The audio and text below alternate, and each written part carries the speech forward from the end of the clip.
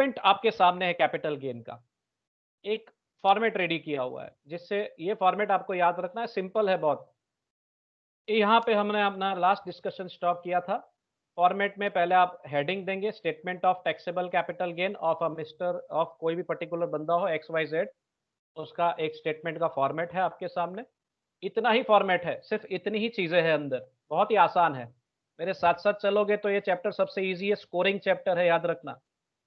14 में से 14 आ सकते हैं, आपको कभी एटीकेटी नहीं आएगी अगर आप अच्छे से समझेंगे, मेरे साथ चलेंगे। Previous year 2019-20, assessment year 2021। तो प्रीवियस ईयर का स्टेटमेंट बनाना है। प्रीवियस ईयर यानी हमारा इनकम ईयर, वो साल जिस साल में आपको इनकम हुई है, कैपिटल गेन हुआ है, कोई कैपिटल एसेट बेची और आपको कैपिटल गेन हुआ, तो उस साल का हम वो स्टेटमेंट बना रहे हैं। पिछले साल का 19-20 में कोई एसेट बेची, तो उस साल में जो फायदा हुआ है वो फायदा हम यहाँ पे रिकॉर्ड करेंगे। 2019-20 यानी स्टार्ट कहाँ से होता है? प्रीवियस ईयर 1/4/2019 से स्टार्ट होता है, कंप्लीट कहाँ होता है? 31/3/2020। ये हमारा रेंज है, इसी रेंज के अंदर प्रॉपर्टी सेल की हुई होनी चाहिए, ठीक है? तो उसको हम वैल्यूएशन में लेंगे। असेसमेंट ईयर यानी वो साल, करंट ईयर यानी हमारा रनिंग ईयर 2020-21, अभी वही साल चल रहा है, उसी साल में हम प्रीवियस ईयर का इनकम कैलकुलेट करते हैं। हमारे भारत में यही सिस्टम है, यही प्रथा है। पिछले साल में जो आपकी इनकम हुई है उसका स्टेटमेंट करंट ईयर में, जिसे असेसमेंट ईयर कहते हैं टेक्निकली, उस साल में उसका स्टेटमेंट बनाया जाता है। अब स्टेटमेंट के अंदर आएगा क्या, हम क्या धाड़ मारने वाले हैं, थोड़ा शॉर्ट में समझ लेते हैं। सेल्स कंसीडरेशन सबसे पहले एंट्री होगी, यानी सेल्स प्राइस, जो भी एसेट बेची है उससे आपको जो प्राइस मिली है सेल करने से, जो आपकी सेलिंग प्राइस फिक्स हुई है, मान लो कोई एसेट आपने बेची और 50 लाख रुपए मिले, तो पहली एंट्री यहाँ पे होगी 50 लाख की। उसके बाद वो एसेट बेचने में अगर कोई खर्चा हुआ है, तो खर्चा हम डिडक्ट कर देंगे, इसे हम जनरल डिडक्शन कहेंगे। क्या कहेंगे? General deduction. मीन्स मान लो प्रॉपर्टी बेची है और ब्रोकर को ब्रोकरेज पे की है, 1% मान लेते हैं, तो 50,000 की ब्रोकरेज पे की है, तो वो ऐसे डिडक्ट हो जाएगी। तो exactly net selling price, net consideration, आपके हाथ में कितने रुपए आए सर? 49,50,000 आए, यूं मान ले। इतने आपकी, इतनी रकम से आपकी तिजोरी भर गई, 49,50,000 की अमाउंट मिली। अब इसमें से स्पेसिफिक डिडक्शंस और benefits, deductions or benefits in case of income tax. जो भी चीजें हम डिडक्ट कर रहे हैं वो हमारे बेनिफिट्स हैं, हमारा हक है, यूं समझ लीजिए।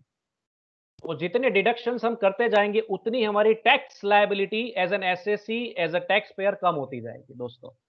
तो ऐसे दो स्पेसिफिक डिडक्शन है, जय और वीरू है हमारे इस सम के हीरो है, यूं समझ लीजिए, जिसका वैल्यूएशन करना आना चाहिए। धीरे धीरे आ जाएगा, चिंता बिल्कुल नहीं करिएगा।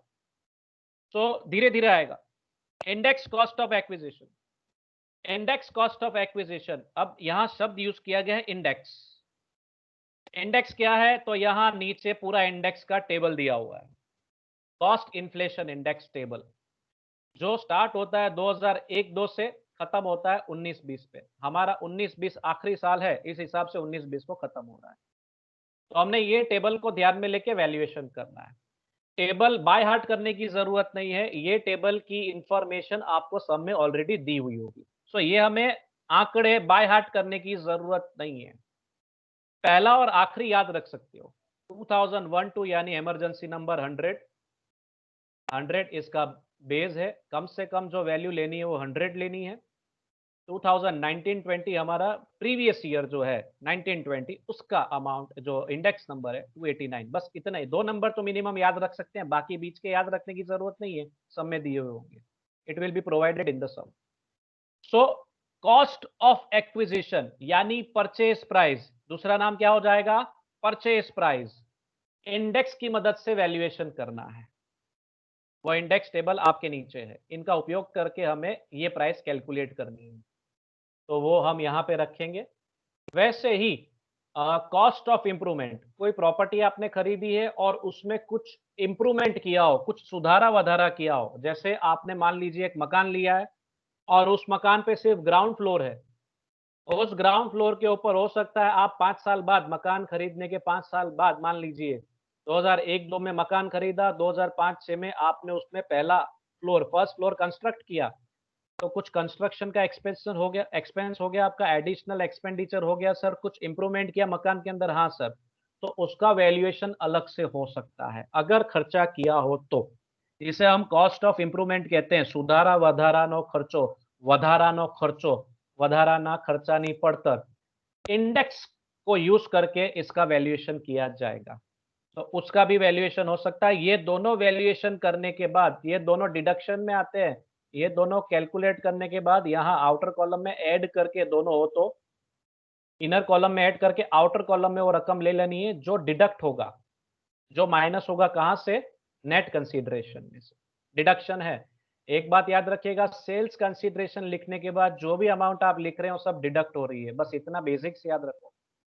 तो जनरल डिडक्शन हो गया, स्पेसिफिक डिडक्शन हो गया, बाद में आता है एग्जम्पशन। अब एग्जम्पशन, वापस एग्जम्पशन में अलग अलग सेक्शंस हैं। Section 54, section 54 EC, section 54 F, section 54 B, बहुत सारे हैं होलसेल में। लेकिन हमें कुछ 3-4 ही ऐसे पढ़ने हैं जो आपके सिलेबस के अंदर कवर किए गए हैं, जो बेसिकली इंपॉर्टेंट है, जो ज्यादातर सब यूज करते हैं। वैसे जो ज्यादातर आपको पूछे गए final point of view, final examination point of view, उसकी हम चर्चा करेंगे वन बाय वन। तो जैसे सम्स आएंगे वैसे चर्चा करेंगे, एक साथ बता दूंगा तो कुंभ का मेला लगेगा, फिर आपको भी पता नहीं चलेगा ये कौन सा सेक्शन है, वो कौन सा सेक्शन है, कंफ्यूजन क्रिएट हो सकती है। तो एग्जम्पशन, अलग से कर मुक्ति का लाभ मिल सकता है अगर आपने रूल्स फॉलो किए तो। जैसे सेक्शन 54 की बात कर लेते हैं एग्जम्पशन में, मान ले एक सेक्शन ले लेते हैं, सेक्शन 54। आपने हाउस प्रॉपर्टी बेची, पुरानी एसेट बेची और नई एसेट खरीदी। पुराना मकान बेचा और तुरंत ही आपने नया मकान खरीद लिया, तो उस नए मकान की जो भी इन्वेस्टमेंट अमाउंट है उसका बेनिफिट आप यहाँ पे ले सकते हैं, उसे टैक्स प्लानिंग कहते हैं। पुराना मकान बेच के नया मकान खरीद लिया, यानी लक्ष्मी को आपने अपने पास रखी ही नहीं है, फिर से इन्वेस्टमेंट कर दिया, री इन्वेस्ट कर दिया। ठीक है, तो आप अगर ऐसा करते हैं तो आपको 54 का, सेक्शन 54 का बेनिफिट मिलता है, अलग से एग्जम्पशन मिल सकता है। इसे टैक्स प्लानिंग कहते हैं। अगर आप एसेट बेच के बैठ जाते हो तो आपको एग्जम्पशन का बेनिफिट नहीं मिलता है। आपने एसेट बेची और उस अमाउंट से आपने नई एसेट खरीदी, फिर से इन्वेस्टमेंट किया, न्यू परचेस की, तो आपको बेनिफिट मिल सकता है। आपने कौन सी एसेट परचेस की है, उसके बेसिस पे कौन सा सेक्शन उपयोग करके हम बेनिफिट ले सकते हैं, वो समझने की जरूरत है। तो जैसे जैसे सेक्शंस आएगा वैसे वैसे आपको ज्यादा समझना है। तो ये सब वैल्यूएशन करने के बाद अंत में जो आपको मिलेगा उसको taxable amount of capital gain कहते हैं। अब ये डिपेंड करता है, अगर आपने शॉर्ट टर्म कैपिटल एसेट बेची है तो आपका जो taxable amount of capital gain होगा वो शॉर्ट टर्म कैपिटल गेन होगा। लॉन्ग टर्म एसेट बेची है तो लॉन्ग टर्म कैपिटल गेन होगा। ये इसका स्टेटमेंट है। अब जब हम इंडेक्स कॉस्ट ऑफ एक्विजिशन का वैल्यूएशन करते हैं, આજની પડતર કિંમત, આજની પડતર, આજના સમયની પડતર કિંમત જ્યારે આપણે ગણીએ છીએ તેમાં સૂચક અંકનો ઉપયોગ કરીએ છીએ। जो एसेट मैंने 20 साल, 30 साल, 40 साल पहले खरीदी थी उसकी परचेस प्राइस तो मुझे पता ही है। मान लो जो 1980 में मैंने कोई एसेट खरीदी हो, तब उसकी वैल्यू मान ले 2 लाख थी, 2 लाख। अब उसी 2 लाख का उपयोग करके और आज का इंडेक्स का उपयोग करके 19-20 का मैं वैल्यूएशन करूंगा। वो एसेट आज की डेट में उसकी कॉस्ट ऑफ एक्विजिशन क्या होगी with the help of index. ફુગાવાના આધારે એની પડતર કિંમત હાલ કેટલી હશે 40 વર્ષ બાદ। 1980 માં કોઈ મિલકત ખરીદી હોય, 40 વર્ષ પછી એની કિંમત શું હશે, આજની ડેટમાં એની કિંમત શું હશે તે કેમ ખબર પડશે સાહેબ, એની પડતર કિંમત શું હશે, તો ઇન્ડેક્સનો ઉપયોગ કરીને શોધશું। तो मानी लिए 5 गणी के 7 गणी के 10 गणी हो, मानी लिए 2 लाख આપણે વેલ્યુએશન કરીએ ઇન્ડેક્સનો ઉપયોગ કરીને, તો ઇન્ડેક્સ કોસ્ટ ઓફ એક્વિઝિશન હાલની પડતર કિંમત સૂચક અંકના આધારે માની लिए 20 લાખ રૂપિયા આવે, તો આપણે ઇન્ડેક્સ કોસ્ટ ઓફ એક્વિઝિશન અહીંયા 20 લાખ રૂપિયા લખશું। આવું કરવાથી આપણી ટેક્સ લાયબિલિટી ઘટે, આપણે ઇન્ડેક્સનો ફાયદો મળે છે, મોંઘવારીનો ફાયદો મળે છે, સરકાર છોડતી નથી, આપણે શા માટે છોડીએ, એટલે એનો લાભ આપણે લેવાનો છે। In case for determining the index cost of acquisition, ये इसका एक इंपॉर्टेंट रूल है, वो समझने की कोशिश कर रहे हैं। दो चीजें होंगी आपके सामने जब आप वैल्यूएशन कर सकते हैं, शायद हो शायद न भी हो। Fair market value of the asset as on 1 April 2001, आपको ये बर्थ डेट याद रखनी है। आप अपनी गर्लफ्रेंड बॉयफ्रेंड की बर्थ डेट भूल जाएंगे, वो मुझे चलेगा, आपको शायद न चले पर मुझे चलेगा, लेकिन ये बर्थ डेट बिल्कुल नहीं भूलनी है।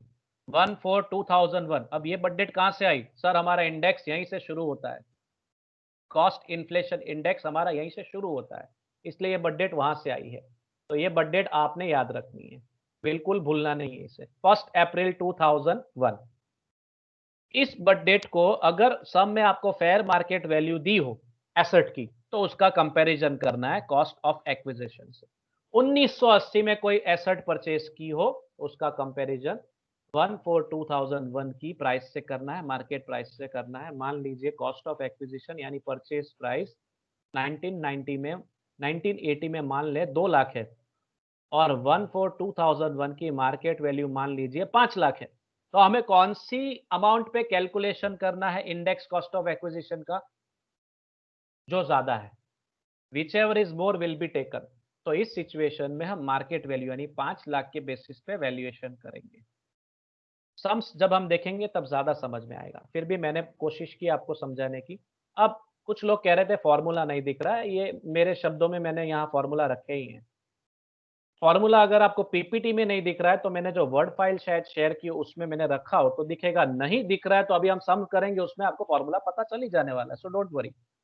फॉर्मूलाज बेसिकली दो है। इंडेक्स कॉस्ट ऑफ एक्विजिशन का फॉर्मूला आपके सामने है। 3 चीजें चाहिए, अगर वो आपके पास प्रेजेंट है तो आप इजीली वैल्यूएशन कर सकते हैं।